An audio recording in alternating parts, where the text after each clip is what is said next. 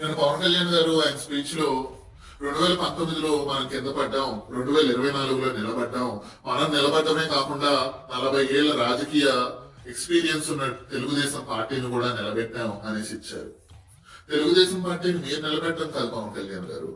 అసలు తెలుగుదేశం పార్టీ లేకపోతే ఈ రోజు మీరు ఈ సభ నిర్వహించుకోవడానికి పిఠాపురంలో మీరు నిలబడటానికి ఉండేవారా?